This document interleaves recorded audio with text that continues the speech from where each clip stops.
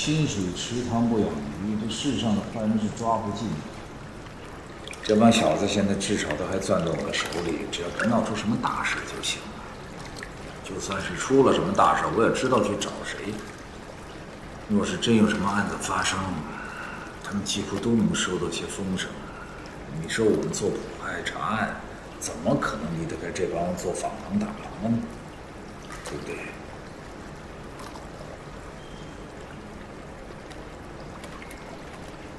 说话呀！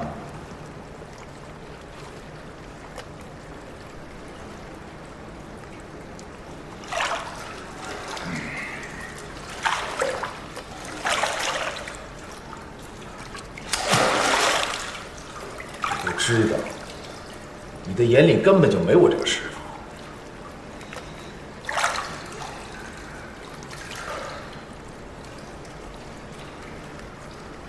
师傅，我给您搓搓背吧。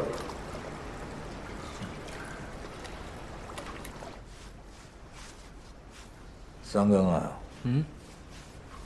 师傅明日让你去把那帮访行打行的无赖全都拿下，你看可好？那感情好？感情好？好个屁呀！那帮访行打行加起来300多号人，你怎么拿？擒贼先擒王，我拿他们当家的。拿了以后呢，怎么定罪？他们坏事做尽，苦主和人证是大把的。苦主和人证，恐吓苦主售卖人证，那可是他们的老本行啊！怎么，你打算抢了他们的买卖不成？这样吧，师傅给你留个功课，从今日起，你私底下暗暗去查一下这帮做访行打行的进项，给他们记本账，看看他们到底收了多少的不义之财。若真有一日你有机会去办他们，你就按账本取证，案子多了，自然有那些不怕死、不要钱的证人能够为你所用。师傅，他们做了什么买卖，又不会向我报账？再说，就是一个正经店铺，若没有账本，想知道他们挣了多少钱都不可能，更别提这些见不得光的买卖了。这账，我可如何记？你该如何记，为师那可管不了，那得靠你自己去想办法。这匡扶正义啊，可比给你师傅搓澡那可费劲多了。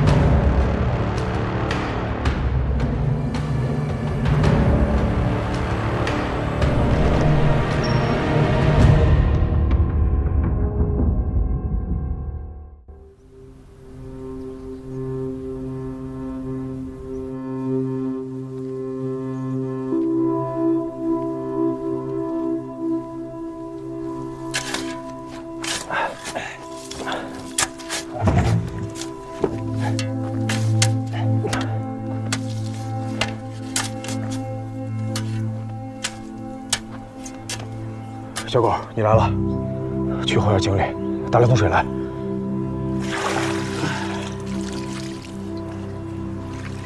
你们怎么想起来这时候种树了？哎，听说凤秀在家里出事了，我来看看他，结果就被抓来当苦力了。我本来是想把埋舅舅的坑填了，后来转念一想，反正坑在这儿，不如种棵树吧。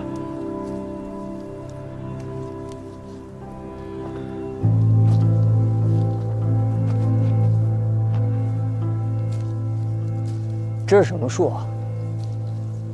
梅花。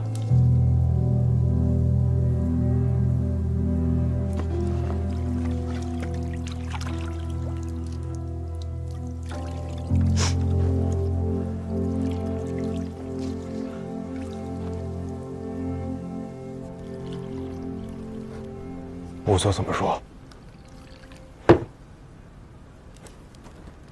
你舅舅的致命伤是在后脑，凶手是用那个铜戒指反复击打他的后脑，针骨都打塌了。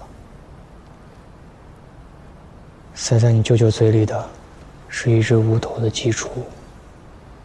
鸡雏？刚孵出来的毛茸茸的小鸡，砍去了头。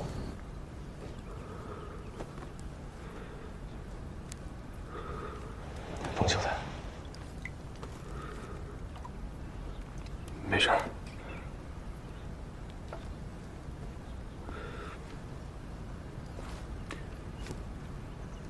知县老爷有何举措？他觉得这下严重了，竟然连杀了2个人，所以又去写公文。也就是说，他默认杀你师傅的，跟杀我舅舅的是同一个凶手，对吗？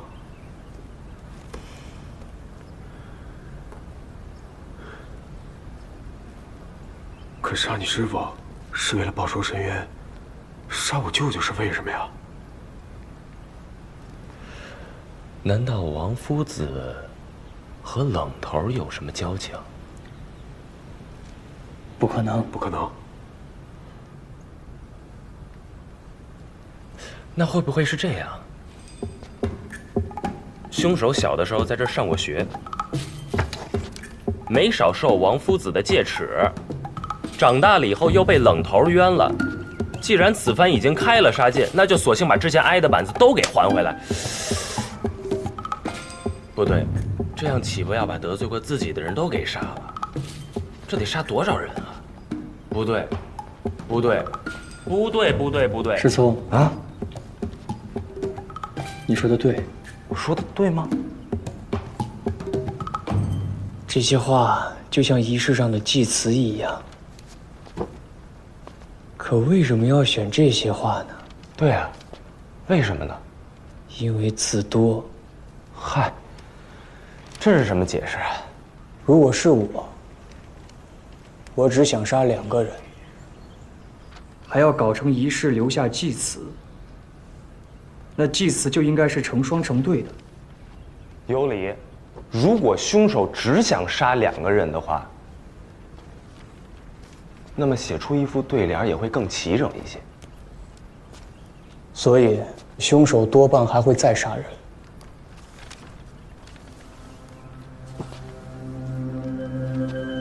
典籍万言，他为何偏偏引用这句？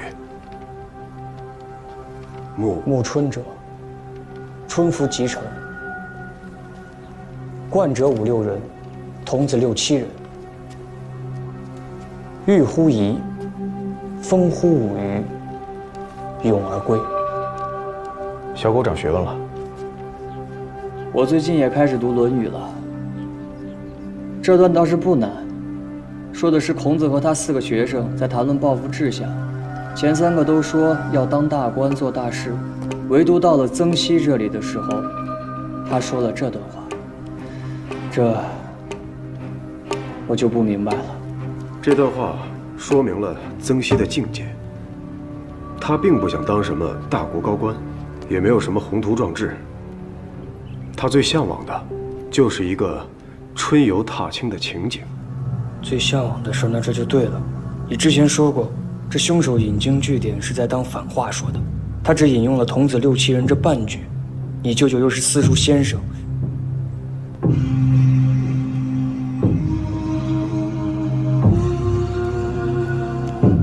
直说无妨。如果原文说的真是向往之事，那反话的意思就是遗憾之事，后悔之事。凶手是说，王老夫子做过什么与童子相关的悔恨之事。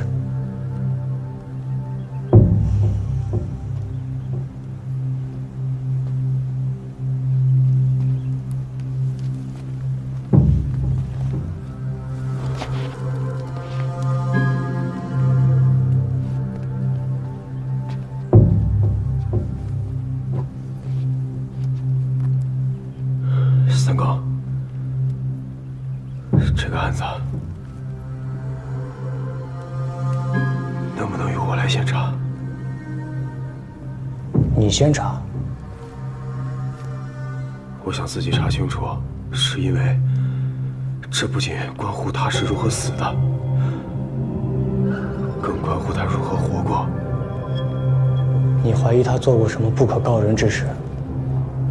我怀疑他做过禽兽不如之事。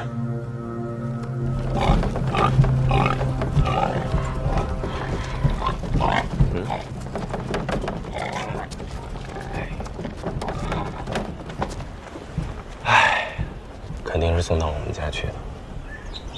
师聪，你的差事？我的差事，三哥，我的差事不要紧，倒是你，一头现在要开始收拾你了。这样，你服个软，你斗不过他。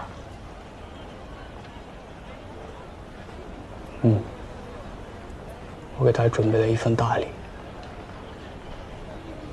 大礼65两，300两，80两。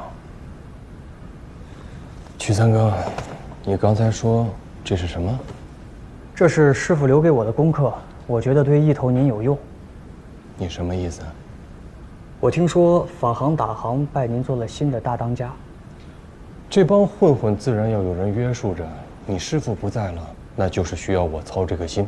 怎么，你是心中不服吗？我服，我服，我自然明白，所以才把功课给您。这种糊涂账，鬼才算得清楚。有心算也不难。这我倒是头回听说，讲仔细点。这第一宗，最好算的，就是他们向小铺子、小买卖人收的进阶钱，捋着城里那几条街走几趟，庙会大集赶几次，挨家挨户的问一问，便就都知道，他们每个月是有固定进项的。要这么说，倒是不难。再就是赌场保橘子和放贷收债的钱，这2笔钱月底都是要拿到钱庄去兑成银子的。不过具体的数量，他们自然不肯告诉我。我花了2、3个月的时间，盯了几个钱庄的记账学徒，抓着了些他们嫖宿暗娼、私通妇人的把柄，这才得到了些消息渠道。有点意思。再就是城里的那些窑子、下厨、暗门子，这2鼠3郎拐卖强抢的女子都是送到那些地方。亏了衙门里有几个哥哥常到那些地方走动，卖了谁，卖了多少钱，我就自然得知了。你不说，我也知道是哪几个哥哥。这自然是瞒不过一头的。大笔的是靠他们赌博做局、设套敲诈和制造冤案得来的房产田地。契约过手时，俱要到衙门登记，我向文丽先生打听就是了。大概也就这几笔，难倒不难，就是有些费功夫。你花了多少功夫？大概3年吧。已经下了这么大功夫。只可惜那些撞太岁、扎火屯、天人跳、销赃绑架得来的赃钱，我就无从知晓了。三哥啊，这可真是难为你了。是啊，师傅也说我不应该当他的徒弟，应该找个账房先生学徒。三哥啊，这个账本我留下来慢慢细看。那你能不能告诉我，他们1个月一共能有多少进项？这2鼠3郎加起来，一月一共得2000两吧。这么多？那你知不知道他们以前每个月给你师傅多少孝敬啊？师傅没提过，我便也没问。总的加起来不超过50两吧。师傅每个月给快班兄弟1两的柴米钱，8成就是从这里来的。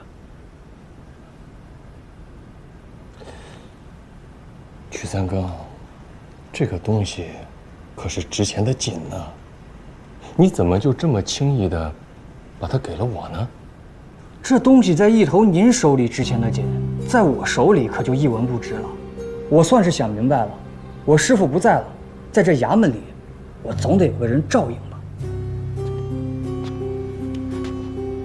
前几日有得罪冲撞一头的地方，是我年轻不懂事，还望一头大人有大量，别往心里去。起来起来！哎，三更这是干嘛呀？啊，往日里听别人说你这个人，不懂世故，仗着师傅不把人放在眼里。今日看来，这人一旦开了窍，倒是个可造之材啊。你放心，你往后跟着我，不管以前你师傅是怎么待你的，我都加个更字。我倒没什么，就是前2天开阁的那个白毅，让他为我受持累，我这心里实在是……好说好说。你要是不跟我要点什么，你这账本啊，我还真不敢接着。一个白毅嘛，让他回来便是。本来也是一句玩笑话。谢过一头。哎，小事情小事情。这是为何啊？给你擦是干嘛的？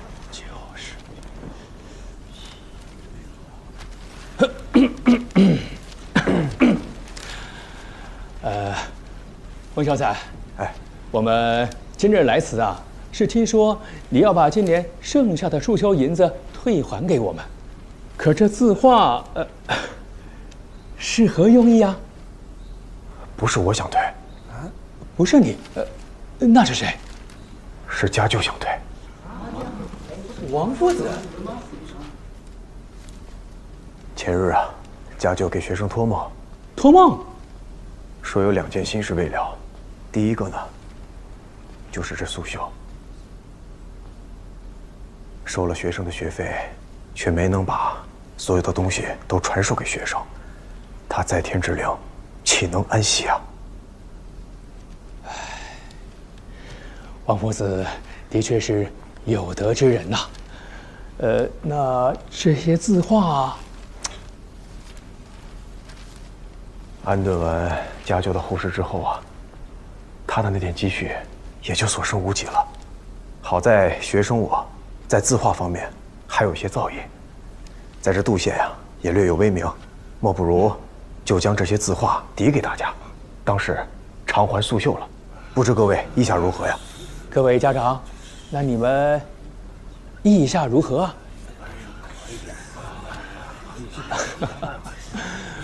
满意，满意。这左右啊都是凤秀才的一片心意。那既然如此，凤秀才，大家家里还有一些事情，就先行告辞。哎，慢着，家舅还有一心愿未了。哦，他说，若是因为他的突然离去，耽搁了学生们的学业，那他简直愧对圣人，愧对先祖。他越说越激动，越说越激动，最后竟然情难自已，潸然泪下了。这，为了安抚家舅在天之灵，莫不如就让学生们再回来学习5日如何呀？就由我来代手。冯秀才，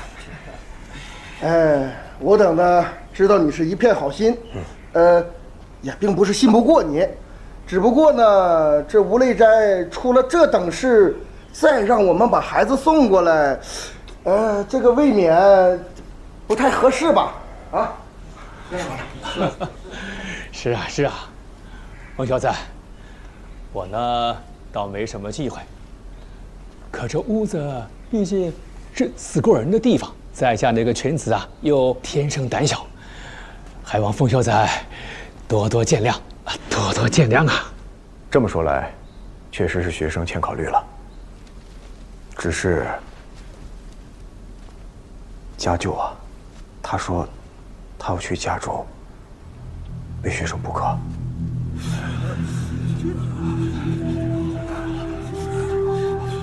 令郎若是胆小，那就别独自入睡了。晚上家舅若是去了，他没有文书，再背不过，那……学生也不强求大家，能来补课的就举个手。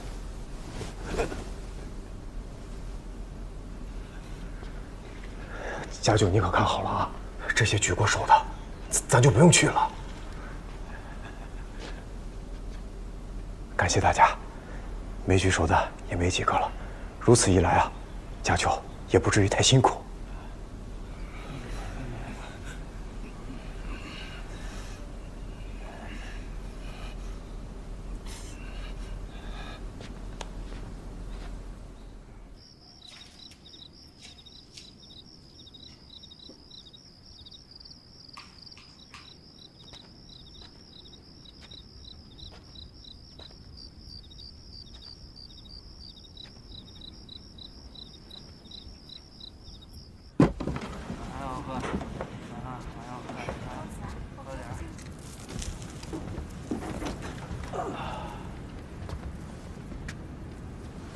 宋老爷，下次教我作诗吧。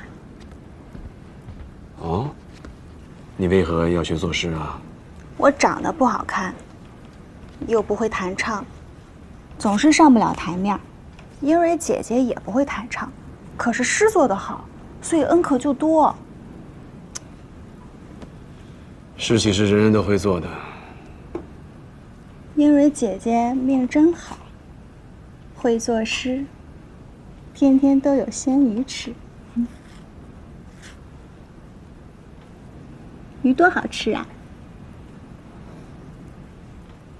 甄先生，今天你也可以吃鱼了吧？就是，都是托宋老爷的福，我已经去厨房求过厨子了，给我一条大的。你家李妈妈也真是小气，客人虽少，吃条鱼还能把它吃穷了。我不是还有宋老爷这么个恩客吗？宋老爷1个月宠我1次，我1个月啊就至少能吃1次鲜鱼。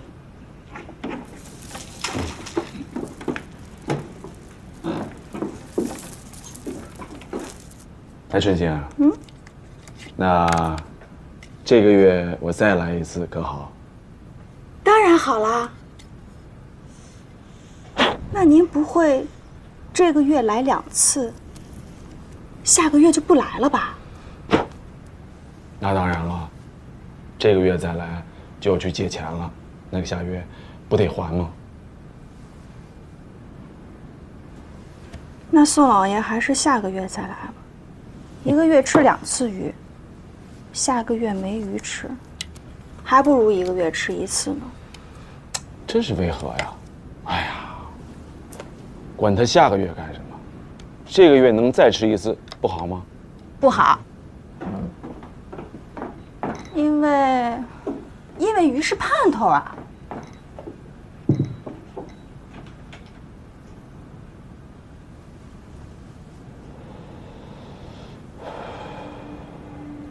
春星儿，如果以后我再不来了呢？或者我再来又不找你了呢？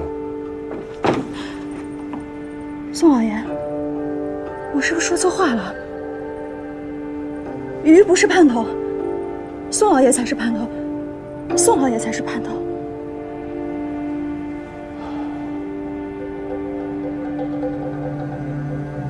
春星儿，你的盼头应该是鱼，不该是我。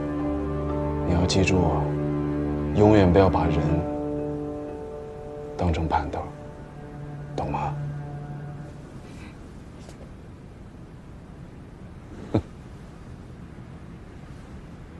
好了，该走了。春县送客。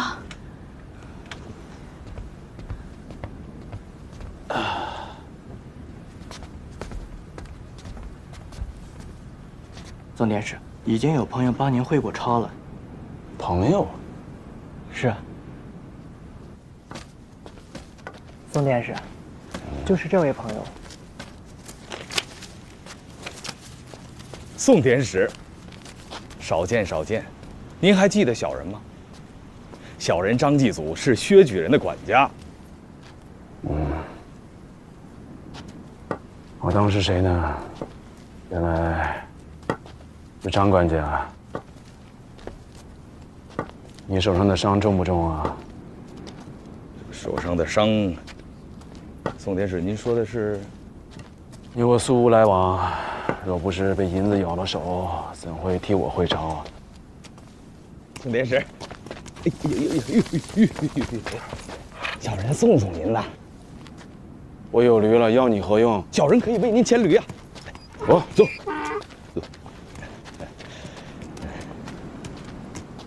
宋典史，小人也不瞒您了，确实有事相求。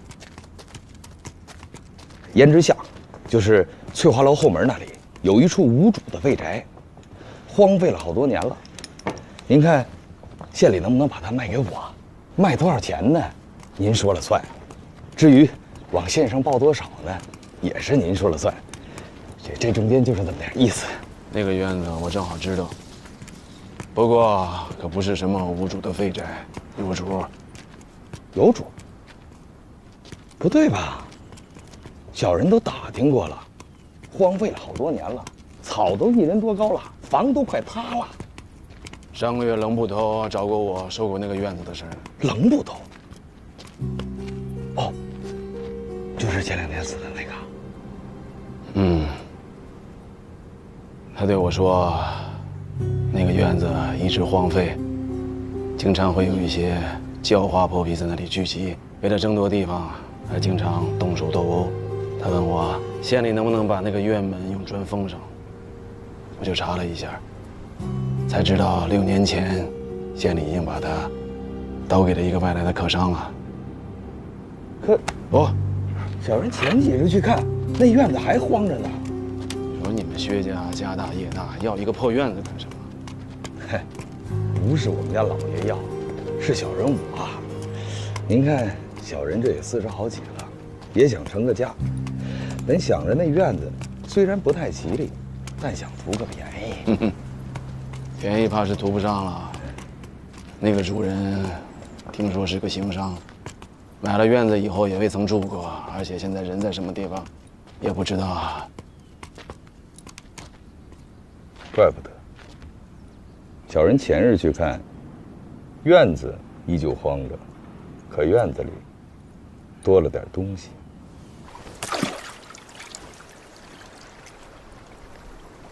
您是怎么知道那个院子的？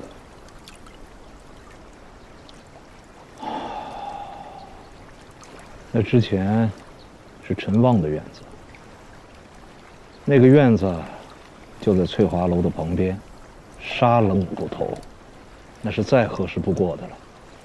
也不知道宋典史能否查出些什么。那宋晨绝非等闲之辈。我听说，冷捕头那个徒弟正四处打听20年前的那场大火。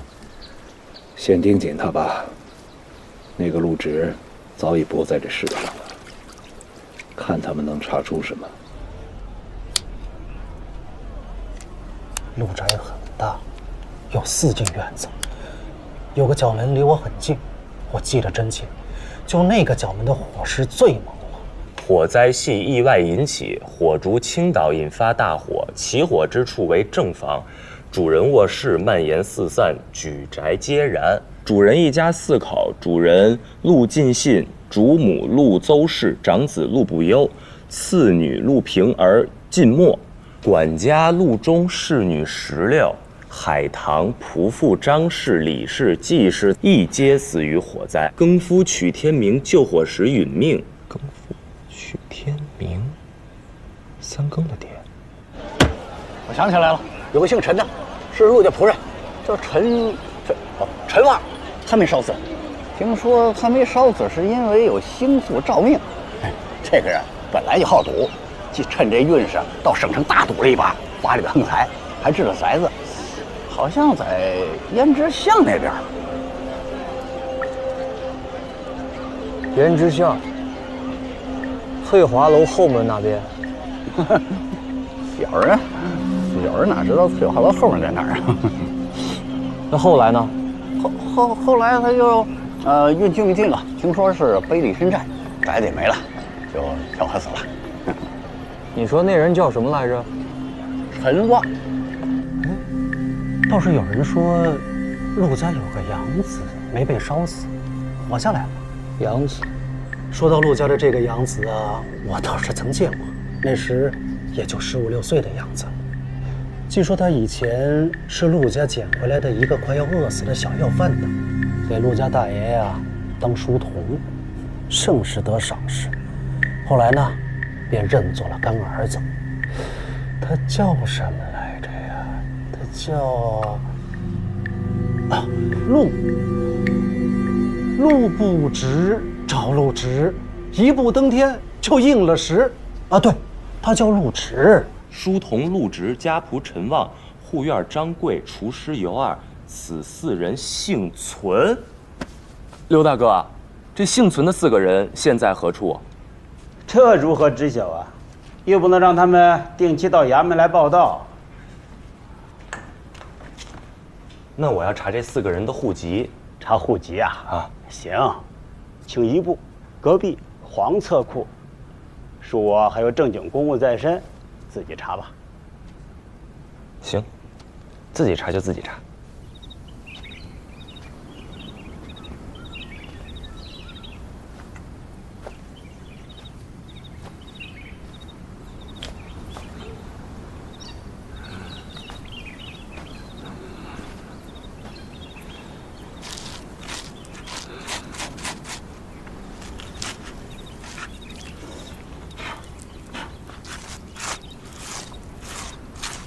宋典史，胭脂巷那个废弃的院子，小人去勘察过了。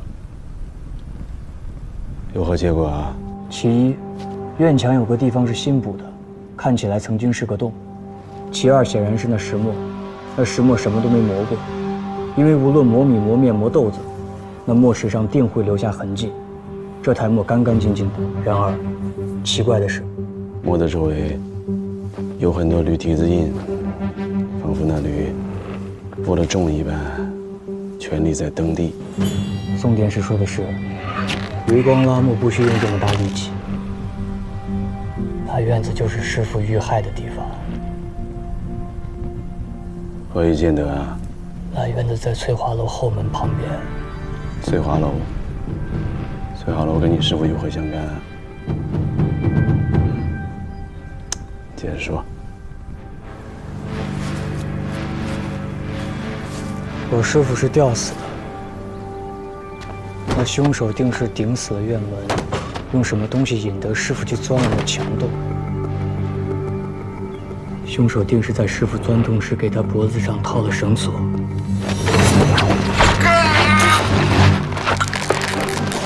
绳索缠在磨上，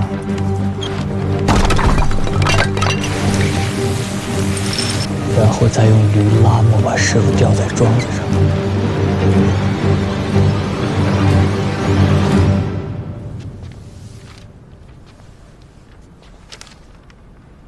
还愣着干什么？办差去吧。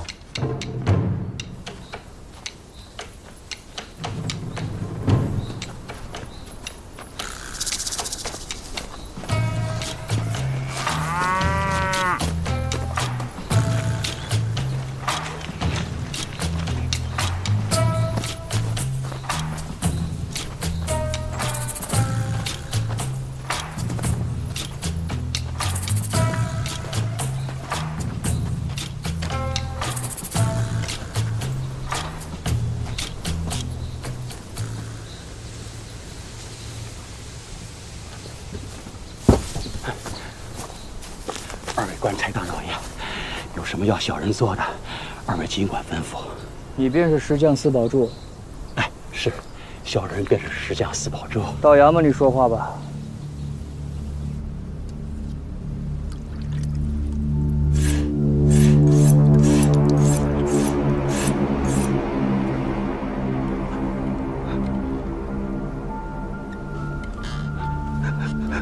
这个竹签子，一会儿从你的指甲盖底下钉进去，啊，顶多也就钉进去2寸吧，不过很疼的，一疼，兴许你就着了啊！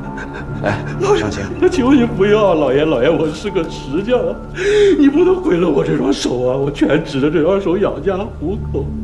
那我提点你一下，本月初8，你在何处啊？我在工棚啊，我一直在工棚干活，都2个月了，我没有离开过呀。一直没有离开过吗？没有啊。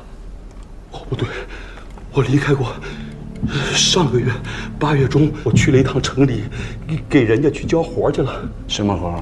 就是一盘石磨，我和儿子一起给人家送到家里，就在胭脂巷的一处院子里。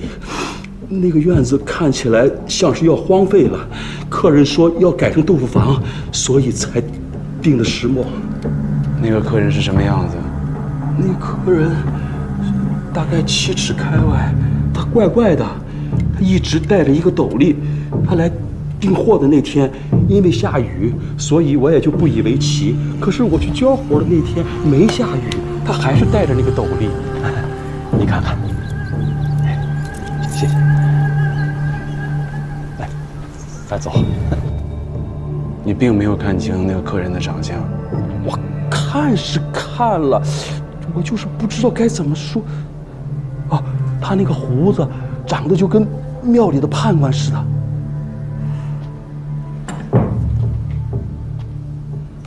还有什么吗？没有了，老爷，我都说了。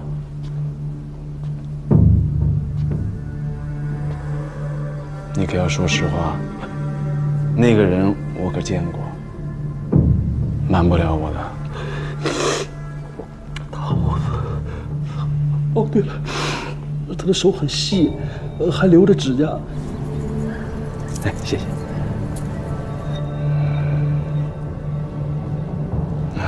先收监吧。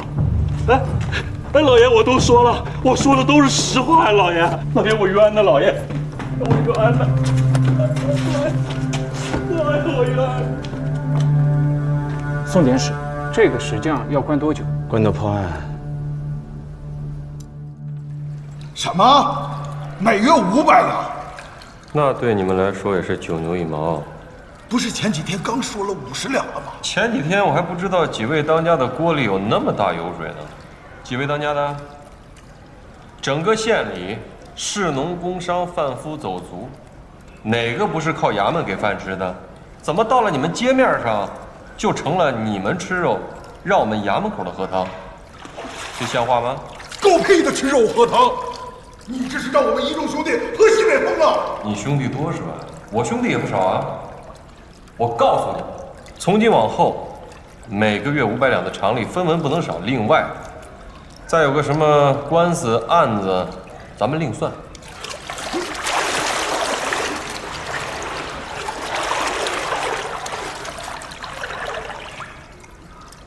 一豆儿，咱们谈的是买卖，是生意，这生意不能做成死意了呀。你冷不冷？水都凉了。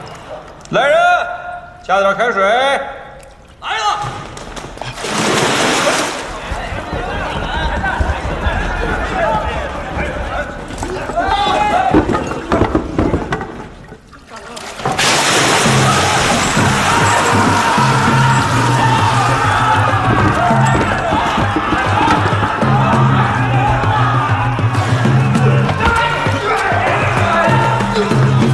我一有靠现在身兼着灶快2班的都头，手里攥着你们的生死，跟我谈生意，谈什么啊？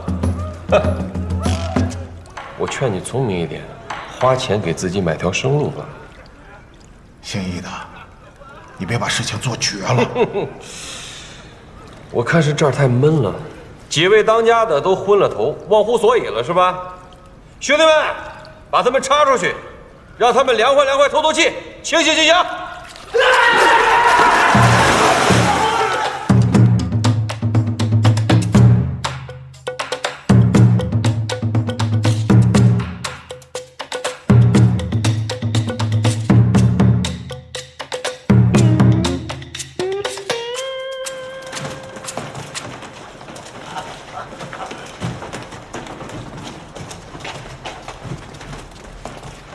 屁股实在不雅，给他们一条单子遮遮羞。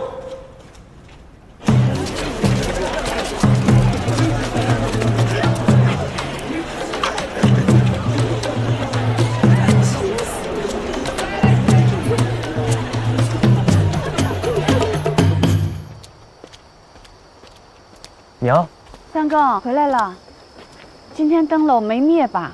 没灭，娘，亮着呢。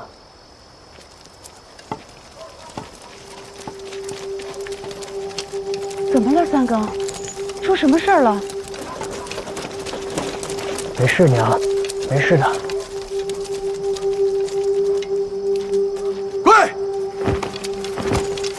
吾皇父恭请三更哥前去议事。别去，三更，别去啊！没事的，娘，我正等着他们呢。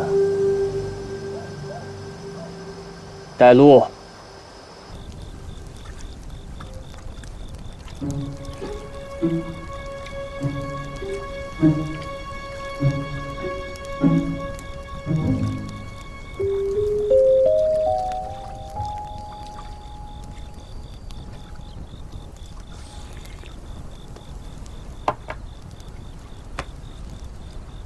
五位当家的，今日唤我来有什么事啊？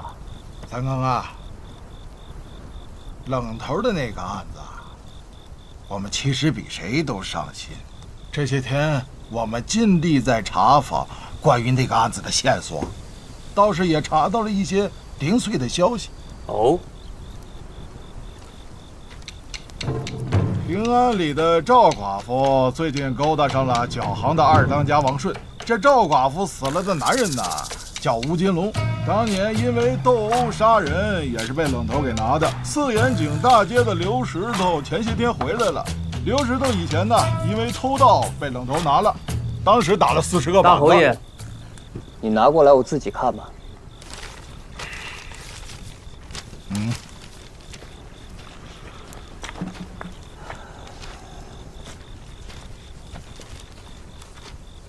多谢五位当家的，这些人我都会留意，还望五位能继续查访，祝我早日破案。那是一定。那三更就先行告辞了。哎，三更，别急着走啊！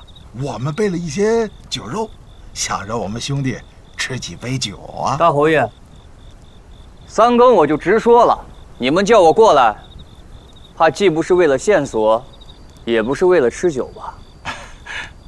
我就不拐弯抹角了，的确是有事相求。若是为那一班头之事，就不必说了。他身兼造快2班都头，我一个小小捕快，爱莫能助啊！哎，三哥，你别说此等话呀！能跟一头斗上一斗的，也就只有你了。三哥，你若不帮我们，就光凑那月例银子就活烧屁股了，我们就没有余力，再顾些旁的别的了。大侯爷的意思是，我若没有办法帮你们对付一头，你们也没办法查访师傅的案子喽？那不是心有余，但力不足嘛。侯爷，那一头呢，无非是个求财的，你们吓吓他也就行了。你们手底下的弟兄们上房揭瓦、偷盗放火，那都精熟得很。说句难听的，即便你们神不知鬼不觉地把他，对你们也该不算是什么难事吧？使不得，万万使不得！如何使不得？哎呀，三更啊，你可知道江湖上啊，他无论是劫道的、占山的，哪怕是入户行窃的，他都可以自称是绿林道，唯独我们法行、大行，他不能。这是为何啊？因为我们和你一样，都是衙门养的呀。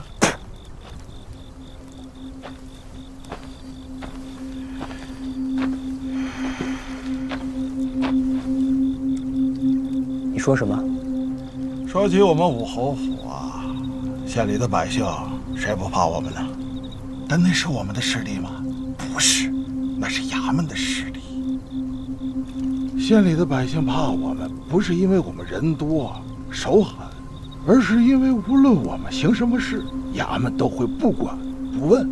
所以啊，我们定了个规矩。什么规矩？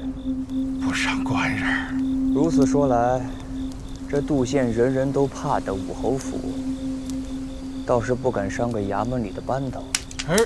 那是万万不敢。侯爷，我听说，在别的衙门口，你们访行打行巴结的可不只是快班的捕头吧？按理说，这一县的典史掌管的是刑狱判决，他应该才是正主。就像隔壁中县的那个马典史，那把兄弟们照顾他。你再看看咱们宋典史，那是油盐不进，喜怒无常。他也不知道是什么门路，历届的县太爷都拿他没辙。你说这门子我们怎么走得通啊？你们走过吗？如何没有走过？人都说伸手不打笑脸人，可这宋典史啊，连送银子的都打。别的官员是雁过拔毛，可他呢，是人过拔牙。这我自然知道，所以这办法也在里边。什么办法？让那一班头去给宋典史送银子。不行，不行！连我等都知道那宋典史的秉性，他怎么可能自撞南墙呢？撞南墙能撞出银子来，那一头还不得活活撞死啊！我明白了，只要那银子够分量，我跟5位当家的打个赌吧。你们给他1000两银子，让他去找宋典史疏通个官司，你们猜他会私吞多少？我赌500两。这200两就是铺垫。有访国家说了，只要放了他们少东家，事后还有小姐。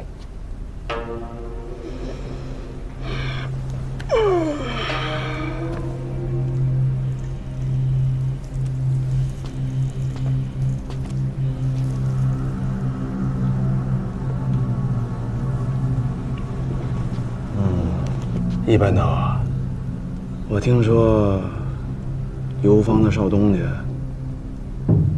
是打断了人家2条腿啊。是，可那也算事出有因嘛。谁让那小子先踢了少东家的狗呢，是吧？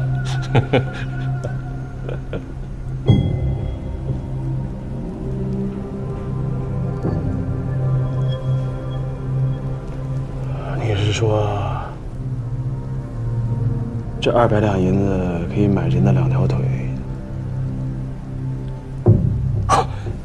您是嫌少啊？这好说呀，您说个数，我再去疏通疏通。啊，这个还是你说个数啊？那就300两。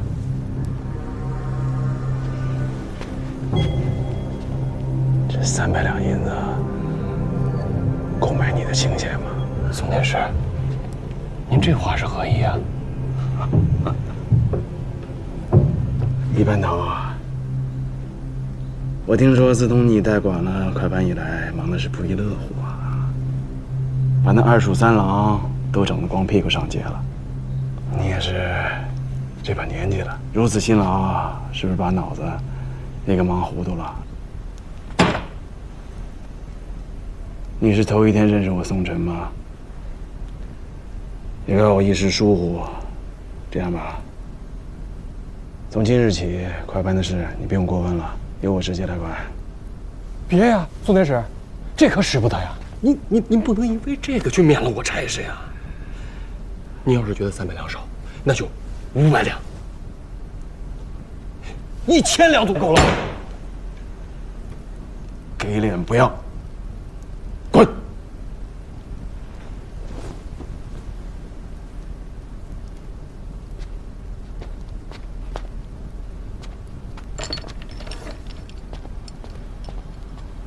！1年6000，3年18000，1年3万。都没了，都许三更，你们干嘛？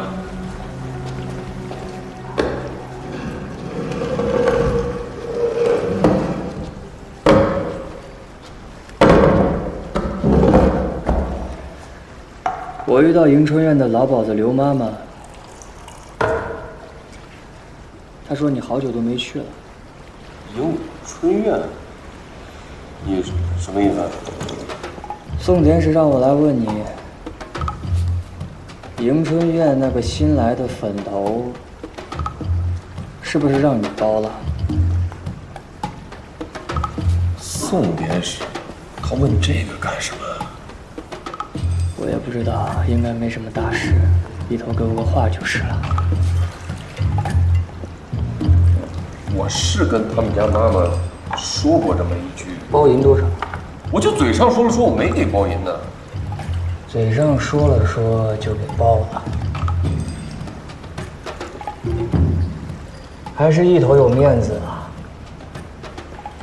那个刘妈妈跟我抱怨，说这个粉头来了快2个月了，因为您包了，都不敢接别的活。2个月？他胡说，那粉头就不发才来的，1个月都不满。就他来的那一天，我去的迎春院。这日子您怎么记得这么清楚？不就张主簿调任那天，本来是要在迎春院给他践行的，还有立班催头几个文吏，加起来得有8、9个人。宋典史到底问这个干什么？他没说，我也没敢问。我估计啊，他也看上那个粉头了。要我说，一般头跟他抢，犯不上。不抢，不敢抢。那我就给宋典史回话，说您没包就是了。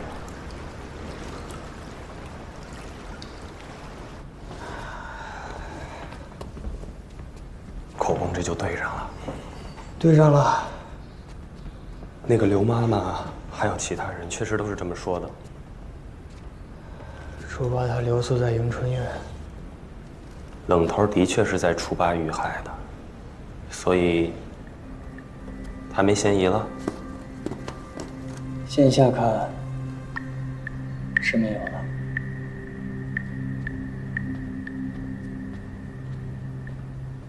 那2署3郎之前的靠山是你师傅？确实是师傅在约束他们。冷捕头死以后，他们又投靠了一班头。小人也有所耳闻。现在一班头被我免了快班的差事，他们又会去找谁呢？我听说在别的衙门，反行打行的总当家都是田师老爷。他们之前的确是巴结过我，可是我觉得他们阿杂。不过这股势力的确有用得紧。哎，曲三刚，我看你行事伶俐，而且你师傅的手段看也应该看会了。不如这样，我当你的靠山，你去执掌他们可好？那曲三更不过是个小捕快，怕是罩不住咱们吧？原本也没指望他罩着咱们，不过呀，是利用他把道行医的罢了。那以后咱们应该靠着谁呀？宋典史啊。宋典史，他也不收银子呀。那个宋典史阴气重，他戾气更重，估计是啊，喜欢操弄人心。你当我的左右手，至于银钱上的事，就由你做主。说到银钱上的事，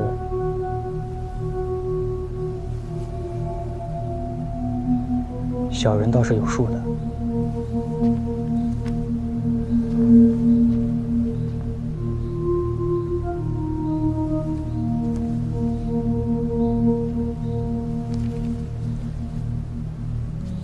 这个账本你还给谁看过？我师傅，还有一头。哦，我抄了一本给一头。怪不得。这么说，你是应允了？小人想请宋典史先应允小人一件事。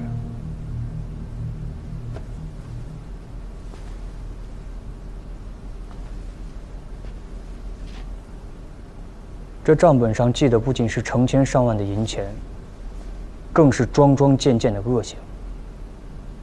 小人要用这本账请宋典史的火票。小人要拿了二蜀三郎5个当家的，散了这杜县的坊行大行。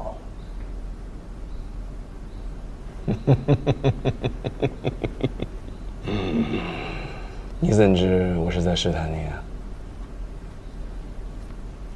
小人好歹当了几年捕快，整日都在试探别人。你这个小捕快，倒甚是有趣啊！啊，那个大当家的皮糙肉厚，把他抓起来审一审，动动刑，倒是件快事啊。那宋典史这是准了。嗯。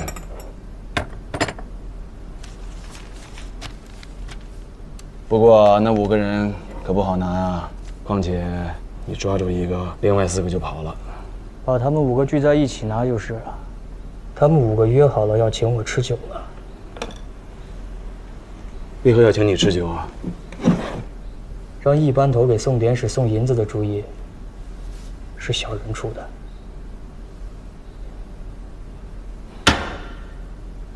放肆！你居然连我都敢利用！宋典史，您刚不是说还想让我当左右手呢吗？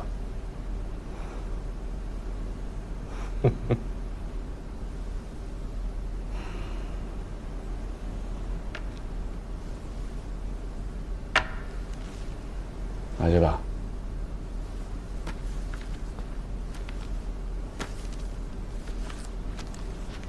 小人告退。滚！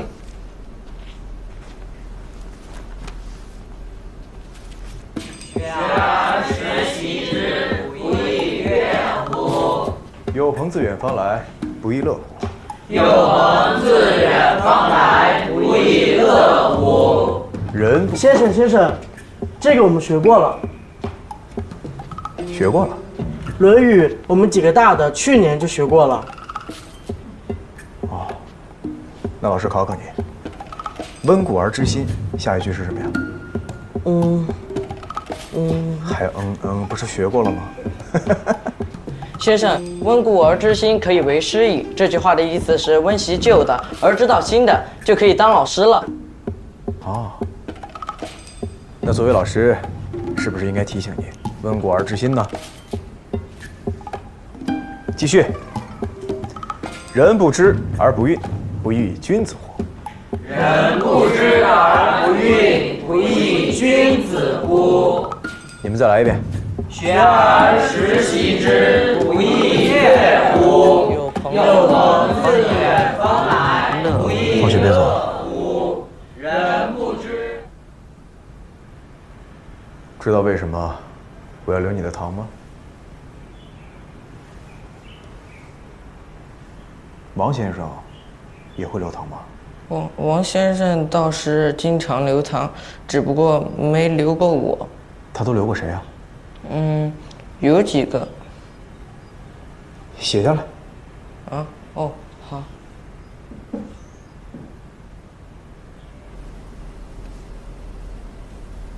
知道为何留你的堂吗？我知道。你知道？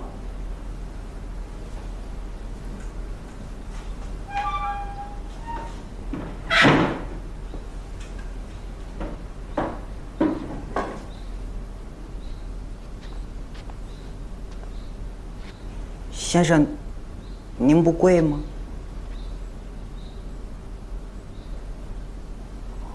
哦，贵啊！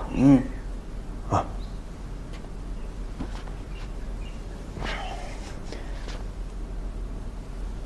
先生，算了，你得转过去。啊？你先生不是，哎呀，先生啊！你干什么？先生，刘唐不是一向如此吗？我舅舅一向如此啊！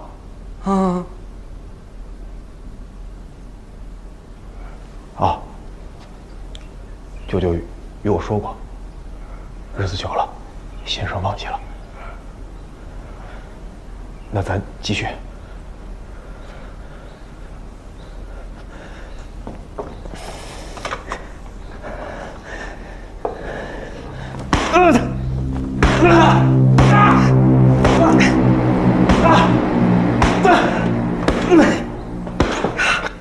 先生，够了吗？够了。啊！那先生，我能走了吗？还有什么别的吗？先生，您还要啊？不要了。若是没有别的了，那就不要了。那先生，我告辞了。哎，对了，此事有没有跟旁人提起过？我也曾提起，我跟我爹娘都没有说过。王夫子告诫过我，我说了就不能在这念书了。若是那般，我爹会打死我的。你爹是何人啊？我爹是刘家集铁匠。西门外丞相刘家集。你爹是铁匠，为何不让你在铁铺里帮忙，而是来这里读书啊？我哥哥多，我爹说家里总得有个识字的，王夫子又不收我的束修。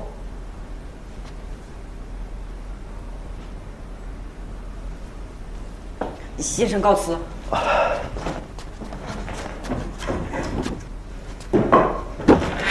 先生告辞。你动。这真是那孩子打的。啊，这板子打的，这小子肯定是当衙役的料。哎呀，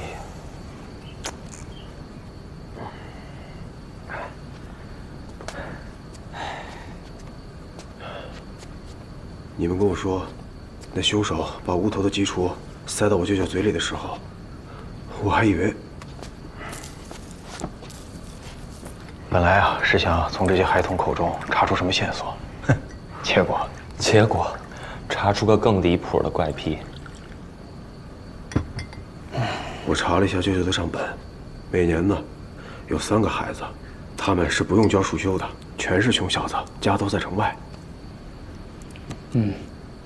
一是好封口，二是就算走漏风声，把他直接打发回家就是了，也不至于在城里传开。再说，要是一个铁匠的儿子给铁匠说，老先生隔3差5让我用戒尺把他打一顿，哼，那铁匠都得觉得他是疯了，免不了先打他一顿。我以前一直觉得，舅舅是我认识了一辈子的人，结果他死了之后，我才发现，我好像就从来没有真正的认识过他。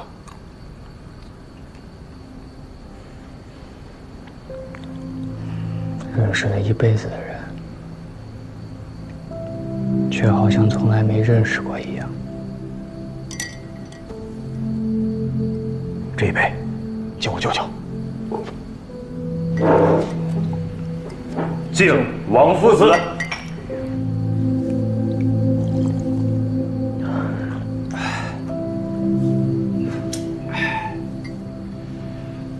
这一杯，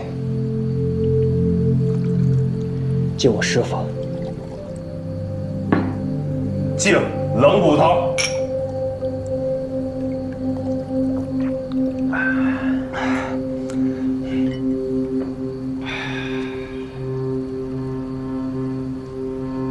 这一杯，这一杯敬。这一杯敬谁？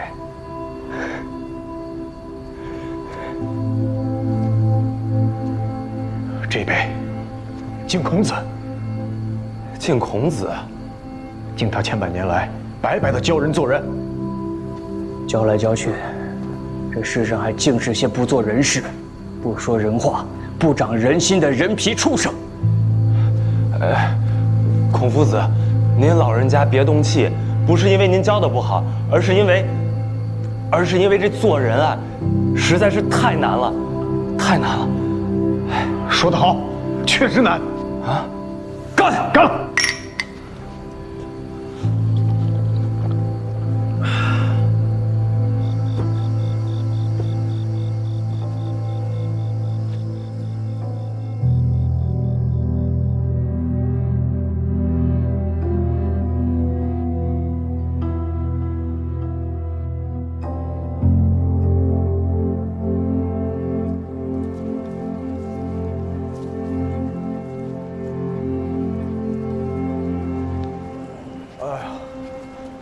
头好痛啊！喝碗醒酒汤就好了。真的吗？啊，在哪儿？前面那个汤饼铺的豆腐鱼爪汤最好。过了这个桥，进了那个巷子便是。自在川上曰：“逝者如斯夫。”自在川上曰。难不成这是那个跳了河的赌鬼？胭脂巷那个宅子的主人陈旺。这个案子一定和20年前那场大火有关。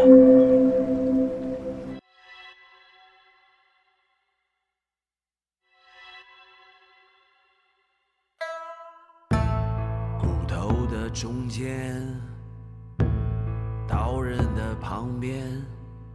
有些甜，有些黏，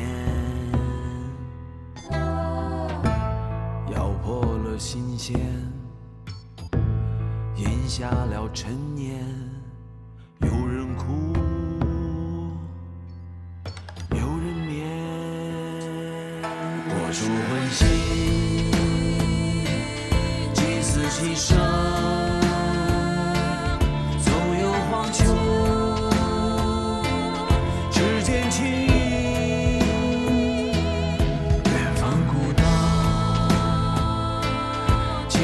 反常，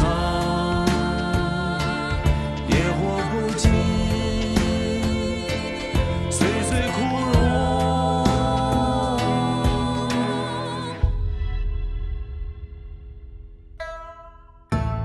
我负的炊烟，